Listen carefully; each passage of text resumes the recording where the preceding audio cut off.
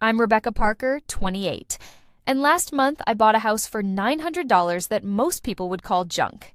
It was my dream, but when I told my family instead of helping fund my sister's $5,000 yoga retreat, they exploded.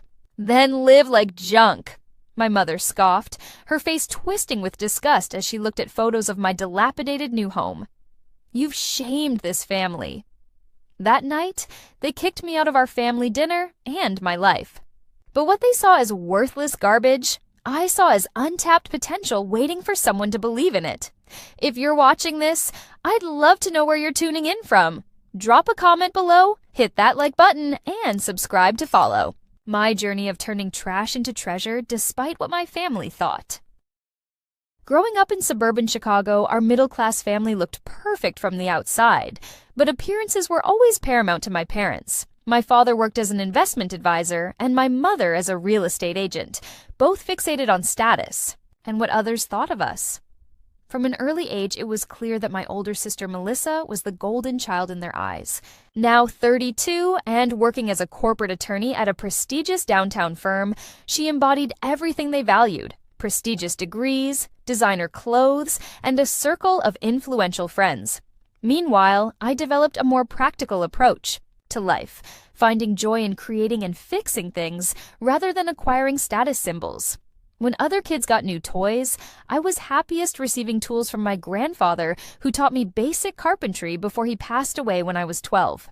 While Melissa brought home perfect report cards and debate trophies, I worked part-time jobs throughout high school and college, saving every penny toward my dream of home ownership. My parents never understood this drive, viewing my practical nature as a lack of ambition compared to my sister's more conventional success. After graduating with a marketing degree from a state university, not the Ivy League school Melissa attended, I took a position as a marketing coordinator at a local manufacturing company. The salary wasn't impressive, but it was stable, and I lived frugally, sharing an apartment with my best friend Taylor, while putting aside at least 30% of each paycheck into my house fund. For years, I watched housing prices climb beyond my reach, feeling frustrated as my careful savings seemed increasingly futile in the face of the booming market. Then one evening, while scrolling through county auction listings, I saw it. A small, abandoned property listed for a starting bid of $900. The house was in terrible condition, with broken windows, damaged siding, and who knew what problems inside, but something about the bones of the structure spoke to me. The listing included a warning about severe structural issues, yet examining the photos, I could see the potential beneath the decay. It reminded me of when I was 8 and found an antique dresser by the curb on trash day. My parents forbade me from bringing garbage home, but my grandfather helped me secretly restore it, teaching me how to sand, repair, and refinish it until it became a beautiful piece that still sits in my bedroom today. The feeling I had looking at that house listing was identical, seeing value where others saw only trash. After researching the property taxes, lien history, and potential renovation costs, I scheduled a viewing, driving 30 miles outside the city to a small, declining industrial town. The neighborhood had seen better days, with several abandoned properties on the block, but there were also signs of revival: a newly painted house across the street, a community garden at the corner, and a renovation project 2 doors down. The county official who met me there warned that the house had been vacant for 3 years after the elderly owner passed away with no heirs, and the structure had significant water damage and possible foundation issues. Despite his cautions, walking through the dusty, debris-filled rooms, I could envision what it could become: the living room with its large windows letting in streams of light, the small kitchen with space for the vintage cabinets I'd been collecting, the backyard perfect for the vegetable garden I'd always wanted. That night, I stayed up until dawn creating spreadsheets, calculating costs, and drafting renovation plans, feeling more excitement and purpose than I had in years. The property had landed on the county auction block after years of tax delinquency, and the starting bid of $900 reflected its dire condition and the county's eagerness to get it back on the tax rolls. After discovering the listing, I immediately requested time off work to visit the property before the auction deadline. Pulling up to the house that first time, I fought to see past the overgrown yard, broken concrete steps, and peeling yellow paint. Inside, the damage was extensive. Water stains mapped the ceiling like coffee spills, sections of floor had rotted through, and evidence of animal inhabitants lingered in corners. But beneath the damage, I spotted treasures: original hardwood floors under layers of linoleum, solid oak trim around the windows despite the peeling paint, and built-in bookshelves that spoke of the home's 1940s craftsmanship. I met with a county clerk named Dennis who had overseen numerous abandoned property sales and seemed surprised by my interest. "Most first-time buyers run screaming from properties like this," he said, but proceeded to share valuable information about utility connections, property line disputes, there were none, and the neighborhood's slow but noticeable revitalization. Back home, I created multiple budgets: bare minimum survival renovations to make it habitable, mid-tier improvements for comfort, and dream scenario upgrades if money allowed. Even in the worst-case scenario, assuming I encountered major structural issues, the total investment would be far below market value for any habitable property. The night before the auction, I invited Taylor over to review my plans, spreading photos and spreadsheets across our kitchen table. Unlike my family, Taylor had always supported my practical nature, and she listened intently as I detailed the potential and pitfalls of my planned purchase. "It's absolutely insane," she said finally, "but also perfectly you. If anyone can make that place shine again, it's you." Her confidence bolstered mine, and I decided to share my plans with my family. During our weekly Sunday dinner, hoping they might see the potential as Taylor had, that Sunday I arrived at my parents' suburban home with my carefully prepared presentation, only to find Melissa already commanding the table's attention with her own announcement. "I've been accepted to an exclusive yoga and mindfulness retreat in Costa Rica," she gushed as my parents beamed with pride. "It's led by this incredible spiritual guide who only works with a select clientele. It costs $5,000 for the 10-day experience, but it's a once-in-a-lifetime opportunity." My mother immediately offered to contribute, quickly followed by my father, who praised Melissa's dedication to self-improvement and networking opportunities. When the conversation finally turned to me, my announcement about the $900 house auction fell flat. My mother's expression shifted from pride to horror as I showed them photos. "But why would you want to live there?" she asked, genuinely bewildered. "That neighborhood isn't even safe." My father scrutinized my budget spreadsheets with professional skepticism, pointing out every possible financial risk while ignoring the potential rewards. Melissa examined my photos with thinly veiled disgust, asking, "Couldn't you just save up for something better?" As dinner progressed, the conversation repeatedly circled back to Melissa's retreat, with subtle hints that I should contribute. "Family supports family," my mother noted pointedly. "Melissa supported your college graduation party." The unspoken expectation hung heavy in the air. I should abandon my house plan and give that money to my sister instead. The county auction took place online, and I submitted my bid while on lunch break at work, hands trembling with a mixture of fear and exhilaration. When the notification came through that I had won the property for $1,100 after a brief bidding war, I nearly cried with joy right at my desk. The total closing costs, including fees and immediate tax payments, came to just under $2,000, leaving my renovation budget intact. I shared the news with Taylor immediately, who screamed so loudly into the phone that my coworkers turned to stare, but I hesitated to tell my family after their initial reaction. 2 days later, my phone lit up with my mother's call while I was reviewing home insurance options. "Rebecca," she began without preamble, "we need to discuss Melissa's retreat payment. It's due next week, and we thought you could contribute $1,000 since your father and I are covering the rest." Her tone carried the expectation of immediate agreement, as though my participation was a foregone conclusion. I took a deep breath and explained that I had just committed my savings to purchasing and renovating the house, finalizing the deal that very morning. The silence on the line stretched until my mother finally responded, her voice tight with displeasure. "I thought we discussed this already. That house is a liability, not an investment. Melissa's retreat is important for her career networking." The conversation deteriorated rapidly as I stood my ground, explaining that while I supported Melissa's goals, my financial priorities were different. My mother's voice grew increasingly strident, invoking family obligation, my sister's generosity toward me in the past, always exaggerated in these retellings, and finally, my apparent selfishness. "I didn't raise you to be this self-centered," she concluded before hanging up. Within the hour, Melissa called, her voice carrying that particular wounded tone she had perfected since childhood. "Mom's really upset," she began, positioning herself as the mediator rather than the interested party. "I know you're doing this house thing, but this retreat could change my whole career trajectory. There will be partners from major law firms there, and the networking alone is worth 10 times the cost."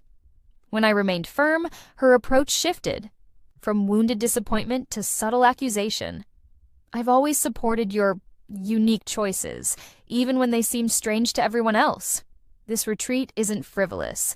It's an investment in my future, just like you claim that Junk House is for you."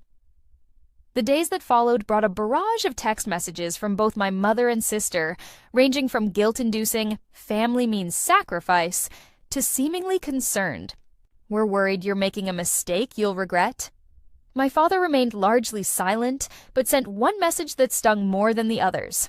"Your grandfather would be disappointed in your priorities." The comment was particularly painful because I knew it wasn't true. My grandfather had taught me to value creation over consumption, potential over appearance. The confrontation reached its peak when I received the keys to my property and posted a photo on social media with the caption, "New homeowner." Within minutes, my mother called to inform me that they were having a family dinner that evening and my presence was required. Despite the dread pooling in my stomach, I arrived at their house to find not just my parents and Melissa, but also my aunt and uncle, apparently invited as witnesses or perhaps mediators. My mother had prepared an elaborate meal, always her strategy when staging important family discussions. Before the food was even served, she launched into what felt like a prepared speech about family values, mutual support, and the importance of contributing to one another's growth. The implication was clear. My refusal to help fund Melissa's retreat represented a fundamental betrayal of these principles. When I attempted to explain my perspective, my mother interrupted, "It's not about the money, Rebecca. It's about what this says about your commitment to this family." My father, typically reserved, added, "We've always supported both of you equally, but this decision shows a concerning lack of consideration." Melissa sat with perfect posture and martyred expression, occasionally offering comments like, "I'd do it for you if the situation were reversed." The ultimatum, when it came, was delivered by my mother with the calm certainty of someone who had never been refused. Either you demonstrate your commitment to this family by contributing to something that matters, or perhaps you need to reconsider what family means to you. The elegant dining room seemed to contract around me as I looked at the faces of my family, each wearing a different shade of disappointment, their expectations weighing like physical pressure against my chest. "I can't give money I don't have," I said finally, my voice steadier than I felt. "The house funds are committed, and I've already signed the contracts." My mother's face transformed, the controlled disappointment giving way to something harder as she set down her fork with deliberate precision. "Then live like junk," she said, each word dropping like ice. "If you choose that decrepit house over your sister's career advancement, then you've made your priorities clear. You've shamed us with this choice, Rebecca." My father, always the quieter disapprover, simply shook his head, his silence somehow more cutting than my mother's words. "I've supported you through everything," Melissa added, tears appearing on cue, her voice trembling perfectly. "Your college, graduation party, your breakup with David, even when you chose that state school instead of trying for something better. And now, when I need you, you choose a falling down shack instead of helping me." My aunt attempted to mediate, suggesting that perhaps there was room for compromise, but my mother cut her off with a sharp wave. "There's no compromising on family loyalty," she declared. The verdict arrived with dessert, delivered by my father. In his boardroom voice, "Until you reconsider your priorities, perhaps it's best if you don't join these family gatherings. When you're ready to be part of this family again, the door will be open." I sat frozen. the reality slowly crystallizing that I was being disowned over $1,100 and a principle that seemed to apply only to my sister's dreams, never to mine. Leaving their house that night felt surreal, the manicured lawn and tasteful exterior lighting suddenly foreign, as though I was seeing clearly for the first time how conditional their version of family had always been. With nowhere else to go immediately, I drove directly to my new property, parking outside the dark, empty structure that had cost me my family. The house loomed in the darkness, windows blank and accusing, as though asking what I had sacrificed for its broken frame. Using my phone flashlight, I made my way up the cracked walkway and unlocked the front door, stepping into the musty interior that smelled of dust, mildew, and abandonment. The electricity hadn't been connected yet, and the water was turned off, until scheduled inspections could be completed. Sweeping my light across the empty living room, I watched dust motes dance in the beam, making the air itself seem solid with neglect. I had planned to start renovations that weekend, but not to sleep there until basic utilities and safety issues were addressed. Now, spreading a sleeping bag on the least damaged section of floor, using my duffel bag of clothes as a pillow, I felt the first waves of doubt crash over me. In the harsh beam of my flashlight, every flaw in the house seemed magnified. The water stains on the ceiling looked like spreading disease, the cracked plaster resembled a roadmap to failure, and the subtle slope of the floor suggested foundation issues even more severe than I'd anticipated. That night, curled in my sleeping bag while distant traffic occasionally illuminated the room through broken window blinds, I finally broke down. Tears came in gulping sobs that echoed in the empty house, my body shaking with the accumulated stress, rejection, and fear. Every doubt my family had planted sprouted in the darkness. Was this house truly salvageable? Had I thrown away my family relationships for an unsalvageable wreck? Was I fooling myself about my abilities to handle this renovation? Between tears, I scrolled through my phone, looking at old family photos. Christmas mornings where Melissa's pile of gifts always towered over mine, graduation day where my parents' faces showed polite pride rather than the glowing admiration they displayed at my sister's ceremony, countless dinner tables where my practical accomplishments were acknowledged briefly before attention returned, to Melissa's latest achievement. The pattern had always been there, but never had it been laid so bare as tonight, when my refusal to sacrifice for Melissa had resulted in complete rejection. As midnight approached in that broken house, with no electricity, no running water, and no family to call for support, I reached what felt like the absolute bottom of my decision. The screens I'd planned to install on windows would cost more than my contribution to Melissa's retreat would have been. The wiring updates needed before I could safely connect power would drain my emergency fund. The scope of repairs seemed suddenly endless, and my skills and savings woefully inadequate for the task ahead. I cried until exhaustion overcame me, falling into fitful sleep on the dusty floor of a house that now seemed less like potential and more like punishment. Morning light filtering through broken blinds transformed the despair of night into something different. Not quite hope yet, but determination born from having no direction, but forward. Sitting up in my sleeping bag, surrounded by dust and peeling wallpaper, I made a decision that would define the months to come. I would approach this house room by room, problem by problem, focusing only on the immediate next step instead of the overwhelming whole. The kitchen, with its relatively intact structure and proximity to necessary plumbing connections, became my first priority. I spent that entire day clearing debris, wearing work gloves, and a mask I'd fortunately packed in my car's emergency kit. By evening, one corner of the kitchen was clean enough to serve as a temporary base of operations, and I'd cataloged the most urgent repairs, stopping a small roof leak, securing broken windows, and assessing the electrical panel. Exhausted but focused, I spent that night in a slightly improved space, using my phone to research DIY plumbing repairs until the battery warned of imminent shutdown. The next morning, a knock at the door startled me awake. Taylor stood on my broken porch, 2 coffee cups in one hand and a bag of supplies in the other. "Your location share was still on," she explained, stepping carefully over the threshold. "I figured you might need these." The supplies included basic toiletries, a solar-powered charger, battery-operated lights, and enough food for several days. Her practical support, offered without judgment or questions, became the first brick in rebuilding not just my house, but my sense of belonging. As Taylor helped me secure tarps over the leaking section of roof, my neighbor from across the street approached, introducing himself as Carlos, a retired contractor who had renovated his own home after purchasing it in similar condition 5 years earlier. "Noticed you working alone," he said, surveying my patched roof with professional assessment. "That temporary fix will hold, but you'll want proper repairs before winter.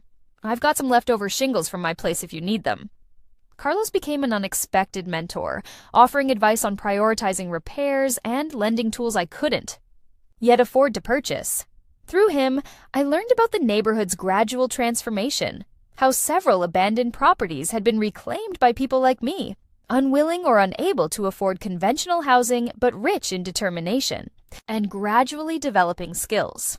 With Carlos's guidance, I tackled the electrical issues first, learning to identify knob and tube wiring that needed replacement and updating the main panel to support modern appliances. YouTube tutorials became my nighttime companions, playing on my phone propped against water bottles as I studied how to patch plaster, refinish hardwood, and troubleshoot plumbing issues. The library 5 blocks away became my second home, their DIY section providing answers that online searches couldn't, and their free internet allowing me to order necessary supplies when my phone signal wavered. Each small victory, from successfully connecting the kitchen sink to restoring power to half the house, built both my skills and my confidence. When Taylor suggested I document my progress online, I created social media accounts dedicated to the renovation, expecting perhaps a few friends to follow along. Instead, my first before and after post of the cleared kitchen corner gained unexpected traction, with comments pouring in from others undertaking similar projects or simply fascinated by the transformation process. "Your vision is incredible," wrote one follower after I posted sketches of my planned kitchen layout utilizing salvaged cabinets. "I would have seen only disaster in those before photos, but you're making magic happen." These virtual strangers, with their encouragement and practical suggestions, formed an unexpected community around my project, their collective belief in my vision strengthening my own when doubts crept in during difficult moments. 3 weeks into the renovation, I encountered my first major setback when removing kitchen flooring revealed significant joist damage that threatened structural integrity. For hours, I sat staring at the problem, calculations running through my head as my budget stretched beyond breaking point. That evening, I posted about the challenge, expecting sympathetic comments but no solutions. Instead, a follower connected me with a salvage yard selling reclaimed floor joists for a fraction of new lumber costs, while another shared detailed instructions for sister joisting to reinforce the damaged sections.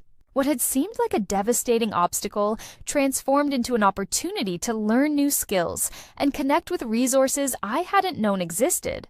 By the 6-week mark, the kitchen had become not just functional, but beautiful in its own imperfect way. Salvaged cabinets, refinished and repainted in deep green, contrasted with the warmth of restored pine flooring. Countertops made from sealed butcher block remnants cost significantly less than standard options, while adding character impossible to achieve with mass-produced materials. Each completed project fueled motivation for the next, and gradually, the insurmountable whole separated into manageable parts, each with its own timeline, budget, and necessary skills to develop. 6 months transformed both the house and my life in ways I never anticipated when placing that $1,100 bid. The kitchen, once a health hazard of broken appliances and rodent damage, now gleamed with its mix of vintage and modern elements, the restored cabinets complementing energy-efficient appliances purchased through scratch-and-dent sales. The living room's water-damaged ceiling had been replaced, its hardwood floors refinished to honey warmth, and built-in bookshelves restored to showcase not just books, but small treasures found during the renovation. Original glass doorknobs, a child's marble from beneath the floorboards, vintage wallpaper fragments preserved and framed. My social media documentation of the process had grown far beyond my initial expectations. with over 50,000 followers tracking each transformation and renovation decision. This unexpected audience brought equally unexpected income when home improvement companies began reaching out with sponsorship offers, providing materials in exchange for featured content. My first sponsored post, showcasing the bathroom renovation with donated fixtures, earned enough to cover my property taxes for the year, while subsequent collaborations funded improvements I'd originally designated as someday projects. The growing online community also connected me with local restoration enthusiasts who formed weekend work parties, exchanging labor on each other's projects and sharing specialized tools no individual could afford alone. Through this network, I learned that Melissa's much-discussed retreat had imploded spectacularly when the exclusive spiritual guide leading it was exposed as having falsified credentials and inappropriate relationships with clients, resulting in the program's cancellation days before its scheduled start. My cousin Jamie, always the family gossip pipeline, sent this information in a text that also revealed my parents had covered Melissa's non-refundable deposit entirely, never mentioning my refusal to contribute. "They're telling everyone you abandoned the family over nothing," Jamie wrote, "but several of us have seen your house updates online and think what you're doing is amazing." This unexpected family support, even from more distant members, helped ease the ache of my immediate family's rejection. My confidence grew alongside my skills, each completed project reinforcing my ability to solve problems that once seemed insurmountable. When the ancient water heater finally died completely, I researched, purchased, and installed a tankless system myself, saving hundreds in professional fees while gaining knowledge that later helped 3 neighbors with similar upgrades. The house that had been a symbol of rejection became the center of new connections. Carlos and his wife regularly bringing extra vegetables from their garden, Taylor hosting our friends for dinner in my gradually improving dining room, neighbors stopping by to share renovation advice, or simply check on progress. 6 months into ownership, I encountered Diane, a former work colleague at the local hardware store while gathering supplies for bathroom tiling. Her eyes widened as I described my current project, having only known me as the quiet marketing coordinator who rarely spoke about personal life at the office. "You're doing all this yourself?" she asked, genuine amazement in her voice. I've been dreaming of trying a kitchen backsplash project but was too intimidated to start. The invitation to visit came naturally, and Diane's reaction to seeing my home's transformation in person, rather than through carefully framed social media photos, was validation from outside my supportive bubble. "This is extraordinary," she said, running her hand along a restored door frame. "You've created something most people would never believe possible." Her visit ended with plans for me to advise on her backsplash project the following weekend. Another unexpected connection forged through the house many had dismissed as worthless. The local newspaper's feature came as a complete surprise, a reporter having discovered my renovation account and recognizing the address as part of a series they were developing on neighborhood revitalization. The resulting article, titled Phoenix, Houses, New Life in Abandoned Properties, highlighted not just the physical transformation of my home, but the community aspects of the renovation. How projects like mine were gradually reclaiming neighborhoods written off by conventional development. The reporter seemed particularly struck by the before and after comparison of the front exterior. Once a neglected eyesore with peeling yellow paint and rotting porch steps, now sporting fresh navy blue siding, a rebuilt porch with white railings, and window boxes spilling over with flowers propagated from cuttings shared by neighbors. "Some people see junk," I was quoted in the article. "Others see potential waiting for someone willing to invest time and vision rather than just money." The phrase was pointed, though the reporter couldn't have known its origin in my mother's dismissal, but it encapsulated the philosophy that had guided every decision since purchasing the property: finding value where others saw only trash, potential where others saw only problems. The newspaper feature circulated beyond local boundaries thanks to online sharing, and 3 days after publication, a familiar SUV parked in front of my house. Through newly installed windows, I watched my parents and Melissa approach the front door, their expressions a mix of curiosity and discomfort as they took in the transformed exterior. Opening the door before they could knock, I greeted them with calm politeness. the trembling uncertainty I might have felt 6 months earlier, replaced by quiet confidence in the home I'd created. "Rebecca," my mother began, voice carefully modulated to strike a tone between authority and reconciliation, "your house looks different than we expected." This understated acknowledgement was as close to an apology as she was likely to offer. My father surveyed the porch with professional assessment, noting aloud the quality of the reconstruction and asking technically specific questions about materials and methods. Melissa remained slightly apart, designer sunglasses perched on her head, taking photos with her phone while maintaining an expression of studied neutrality. Inviting them inside felt momentous, watching their faces as they crossed the threshold into spaces they had dismissed sight unseen. My mother's sharp intake of breath at the living room's transformation was particularly satisfying, her hand involuntarily reaching toward the refinished mantelpiece before dropping back to her side. "You've done all this yourself?" my father asked, professional skepticism giving way to genuine surprise as I detailed the major renovations, skills learned, and community connections formed. Melissa drifted through the room separately, her comments a mixture of begrudging admiration and pointed observations about elements still awaiting completion. The unspoken purpose of their visit emerged over coffee in my kitchen, served on mismatched vintage china found at estate sales. "The family misses you at our gatherings," my mother said, as though my absence had been my choice rather than their decree. "Perhaps it's time to put the past behind us." The reconciliation offered came with subtle conditions embedded in casual comments, suggestions about more suitable neighborhoods when I eventually upgraded from this starter home, assumptions that my renovation was merely preparation for selling rather than creating a space I intended to occupy long term. Their vision of my return to the family fold clearly involved reshaping my narrative to fit their values, recasting my renovation as a clever investment strategy rather than a deliberate lifestyle choice at odds with their priorities. Watching them attempt to reframe my choices to make them palatable to their worldview, I recognized the opportunity to establish boundaries that had been missing in our relationship. "I'm happy to reconnect," I told them calmly, "but I need you to understand that this house isn't a temporary project or a stepping stone. This is my home, one I'm proud of creating." My mother's tight smile suggested this wasn't the response she had anticipated, while my father nodded with what seemed like genuine understanding, if not agreement. Melissa's participation in the conversation remained performative, her attention more focused on examining finished details and calculating values than engaging with the emotional undercurrents. As they prepared to leave, my mother extended an invitation to the following week's family dinner, her tone making clear she considered this gesture magnanimous rather than necessary. "We're glad you found a project that keeps you busy," she added, unable to fully acknowledge the significance of what I'd accomplished.